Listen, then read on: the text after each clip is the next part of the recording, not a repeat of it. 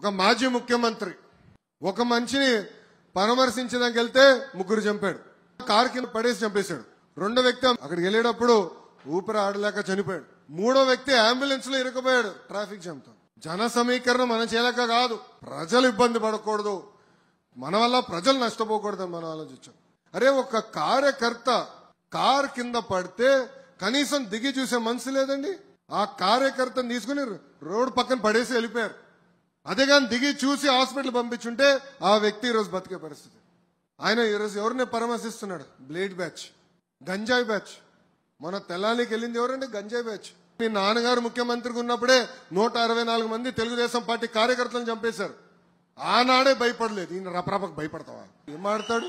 బాబు గారిని బయటికి రాకుండా గేట్కే తాళం వేశాడు. ఆయన తాడు కట్టాడు, ఈయన మాడతాడు.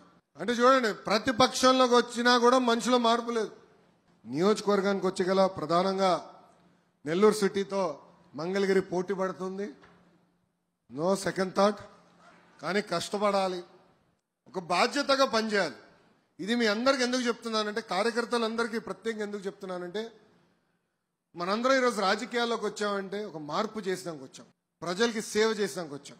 మన జీవిత ప్రయాణంలో మనం ఎంతో మందికి సహాయం చేసిన, ఒక అధికారంలో ఉన్నప్పుడు 1 సంవత్సరంలో అన్ని పనులు చేయగలుగుతాం. అది ఒక పార్టీ గొప్పతనం, ఒక వ్యవస్థ గొప్పతనం. మై టీడీపీ యాప్ ఉంది. ఇప్పుడు మీరు చేస్తున్న ప్రతి కార్యక్రమం ఆ యాప్లో ఎంటర్ చేయాలి. దానికి కారణం కూడా ఒకటే, పనిచేసే వాళ్ళకి ఫోటోలు దిగే వాళ్ళ మధ్యన తేడా ఉండాలని మీరే పదే పదే నన్ను కోరారు. అందుకే తీసుకొచ్చాం. సో ఎవరైతే పని చేస్తారో వాళ్ళని గుర్తించడానికి తీసుకొచ్చాం. టెక్నాలజీతో మనందరం అనుసంధానం అవ్వాలి, నేర్చుకోవాలి. మీరు టెక్నాలజీ అందరూ బాగా వాడతారు కదా. సో పార్టీ నుంచి మీకు ఏం తెలియజేయాలని నేరుగా మై టీడీపీ యాప్ ద్వారా తెలియజేస్తాం. ఒక పట్టుదల, ఒక క్రమశిక్షణతో పనిచేయాలి. ఒక 2 రోజులు బట్టిన ప్రతి గడప దొక్కాలి. మనం చెప్పాల్సింది చాలా వివరంగా ప్రజలు తెలియజేసే బాధ్యత మన పైన ఉంది. వాళ్ళ ఒకవేళ ఏమైనా సమస్య తెలియజేస్తే అదే యాప్లో ఎంటర్ చేసే మార్గం కూడా ఇచ్చాం, ఫీడ్బ్యాక్ మెకానిజం. మీరు కూడా మాకు తెలియజేస్తే ఓకే ఇంట్లో ఇది ఒక ఐడియా వస్తుంది పార్టీ కూడా.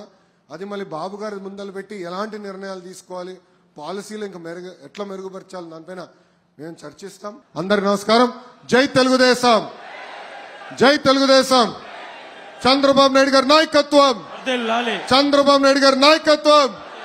జోహార్ అన్న ఎన్టీఆర్, జోహార్ అన్న ఎన్టీఆర్. జై హింద్.